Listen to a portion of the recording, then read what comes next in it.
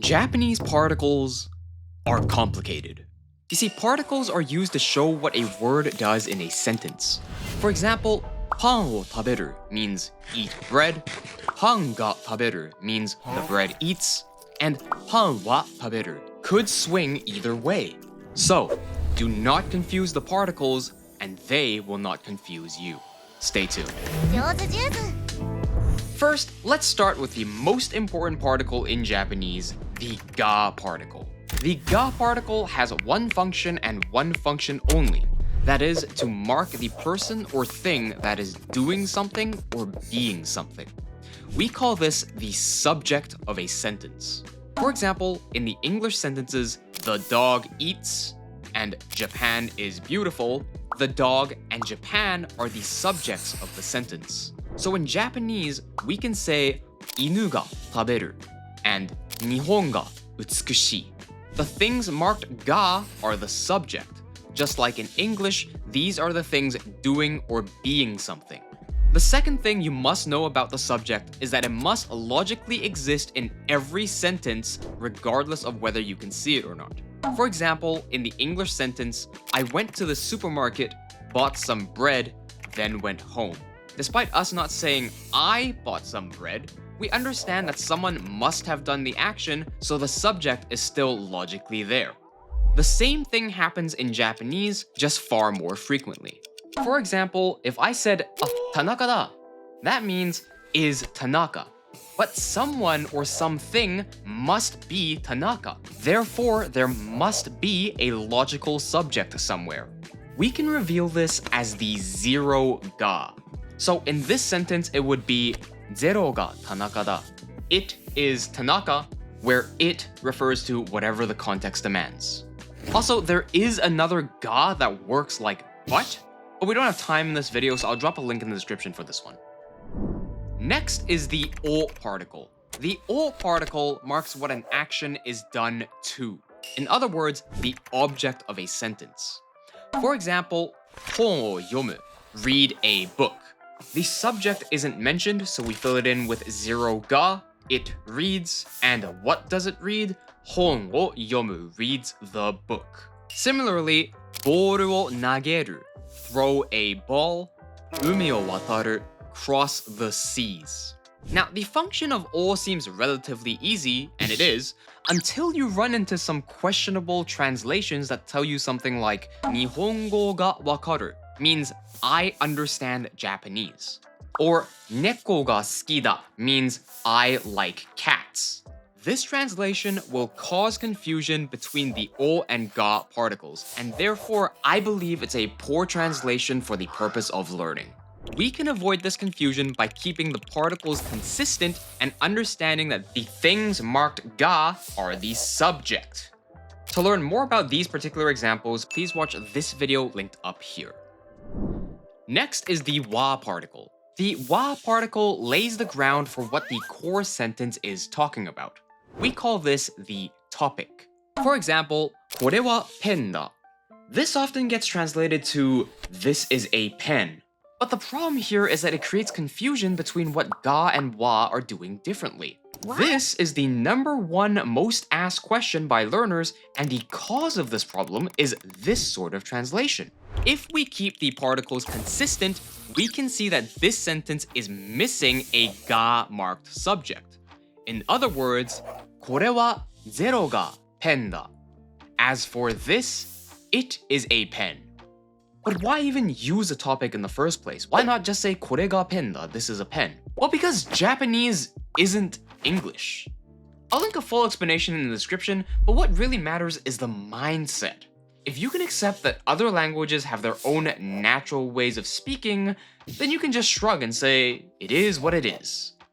Now, the wa particle is not the only topic marker, and it specifically implies an exclusive topic.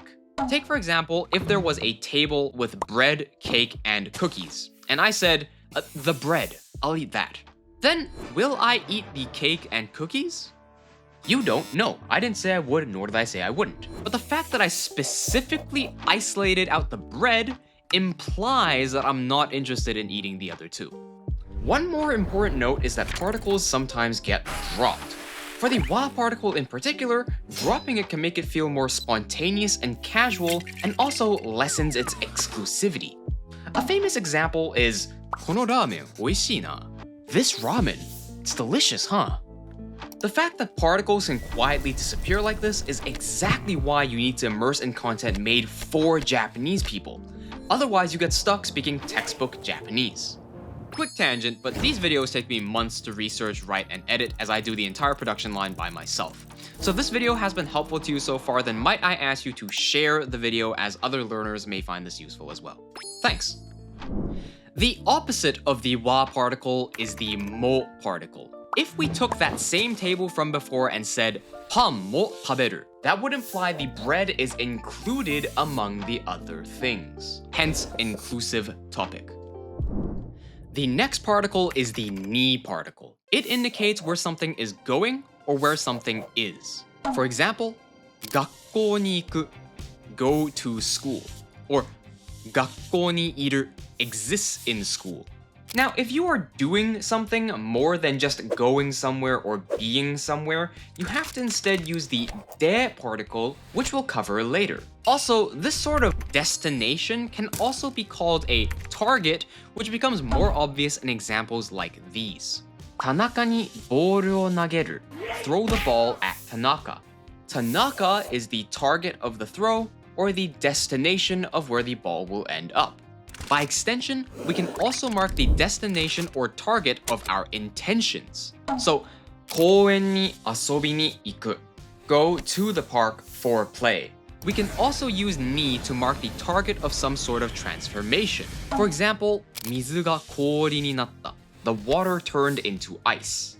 Or I could say, 水を氷にした. Someone does the water to ice. Aside from physical and figurative destinations, the ni particle can also mark the time destination, or in other words, when something happens. For example, 日曜日に東京に行く. On Sunday, go to Tokyo. 6時に起きた. Woke up at 6 a.m.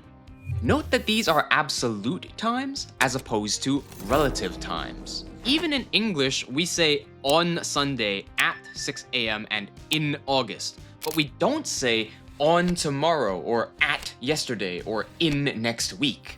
Now, there is still more to talk about with ni, but I don't want to bulk up this video. So on screen now is a guide of what I haven't covered and where to go to learn more, but I don't think you have to worry about these until you actually encounter them. Next is the de particle. The de particle is the boundary particle. For example, 公園で遊ぶ, play at the park. This sets the boundary around the park, limiting the action play to this area. Remember earlier I mentioned that ni is only used when the action is about existing somewhere or going somewhere.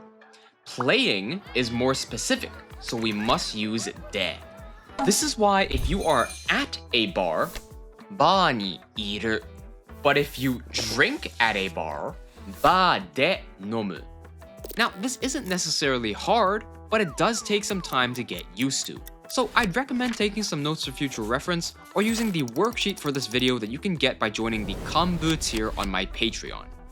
We aren't done with the de particle yet though, as the boundary particle can do some other useful things. For example, 電車で東京に行く.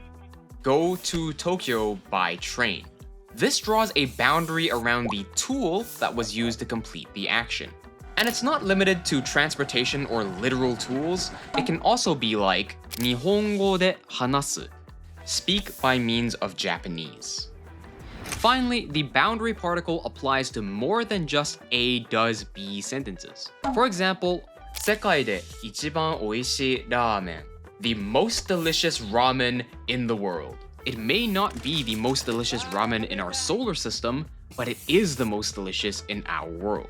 Similarly, プールは人でいっぱいだ. As for the pool, it is filled with people. People are what's filling the pool, not monkeys, not penguins, and not eldritch horrors. Next is the e particle. This is the direction or journey particle. It focuses more on the journey itself rather than the end destination. For example, when you arrive at Japan, you will see a sign saying ようこそ日本へ. Nihon is marked e because it's less about welcoming people to Japan and more about welcoming the people's journey for Japan.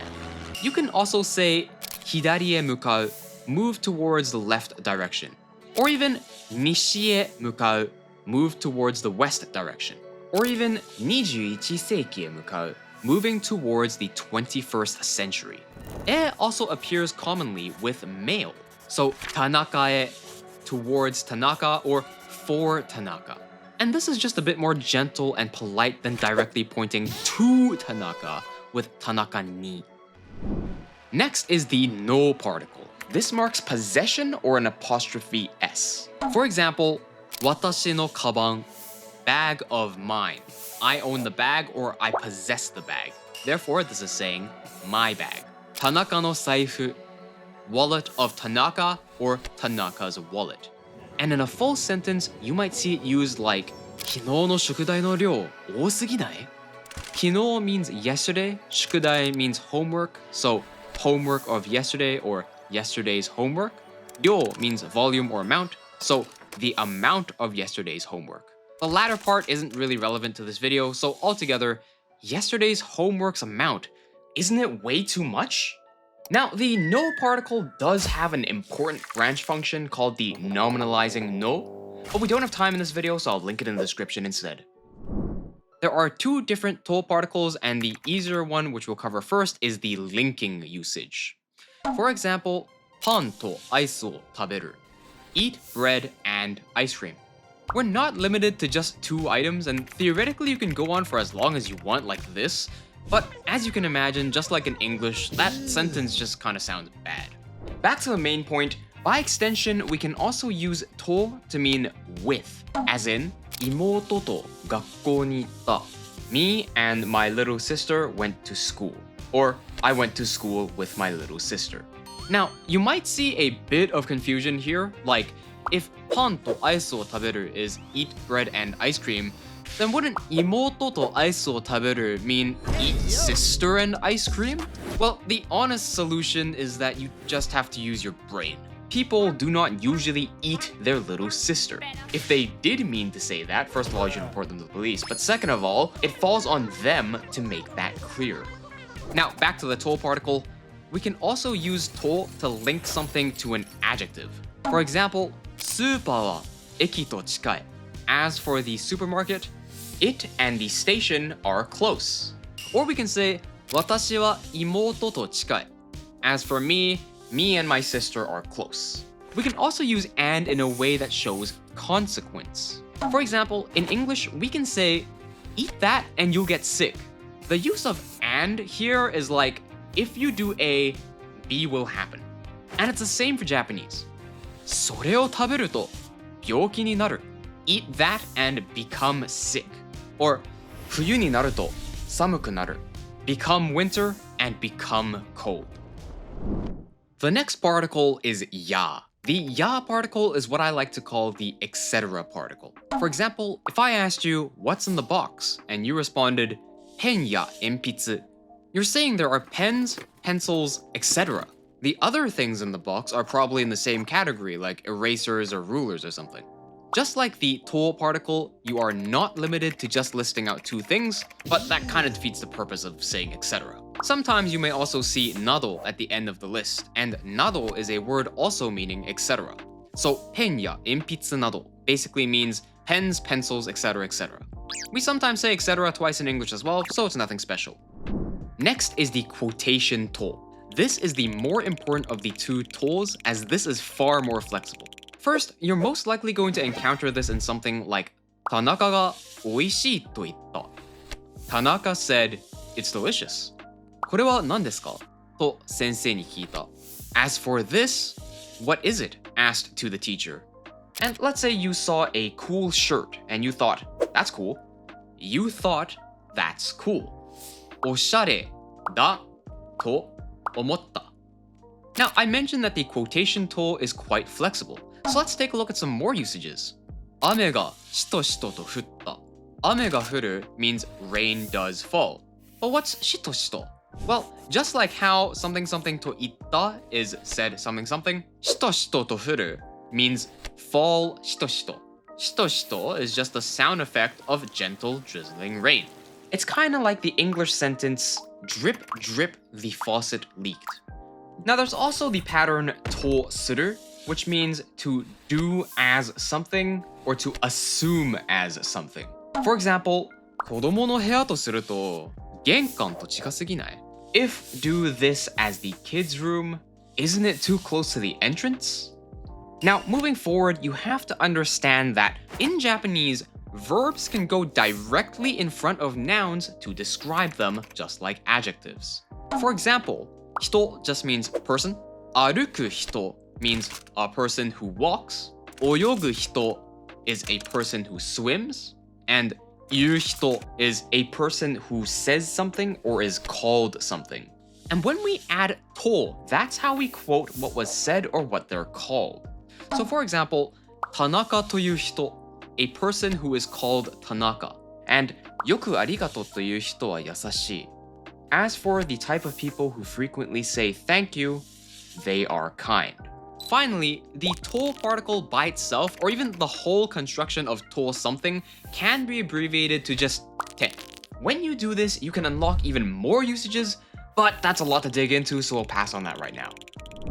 The next particle is kara, the starting point particle. The first time you'll encounter it is probably something like アメリカから来た came from America, or 11時から始まる start from 11 o'clock.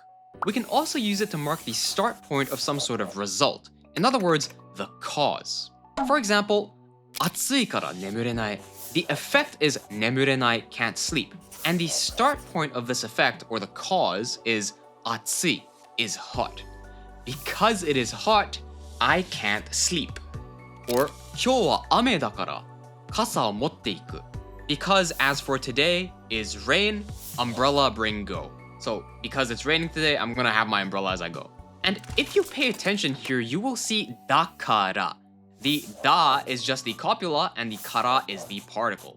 This is where dakara comes from. Next is the opposite of kara, and that is made. It marks the end point. So if I said Osaka ni itta, this would just be went to Osaka. But if I said Osaka made itta, this is saying went until Osaka and not any further. Or 営業時間は17時までです. As for working hours, it is until 5 p.m. We can also use made in a more figurative way, like 納豆まで食べれる? Can eat until 納豆? Natto is like the final boss of foods that foreigners don't eat. So if you're able to get to that point, then it's like, oh wow, you can get all the way here. You're at the end point of Japanese cuisine. Next, the ka particle is mainly used to indicate questions similar to a question mark. For example, これは鳩ですか? As for this is a pigeon. Or 一緒に飲みますか? Drink together. Notice how both of these end on desu ka and masu ka. That's because ka tends to feel more formal. Saying 一緒に飲むか is possible, but you risk sounding rough, almost like a yakuza dragging you into a bar. So how would you ask a question casually then? Well, similarly to English, we can just pitch up the intonation. 一緒に飲む is a statement, 一緒に飲む is a question. Back to the ka particle, this question marking function can be used in some ways that we don't typically think of as questions. For example, 田中さんが来るかどうかわからない. Whether or not Tanaka will come is unclear. The first ka marks Tanaka will come as a question, and the second ka marks do as a question. Do is just like a filler question word. So Tanaka will come? What? Is unclear. It's like the English saying, I don't know if he'll come or what. This something something or what is essentially the same as whether or not. So we can safely treat the common pattern ka do ka as meaning whether or not. You may also see ka being used to list out options sometimes, like お茶かコーヒーどちらがいい?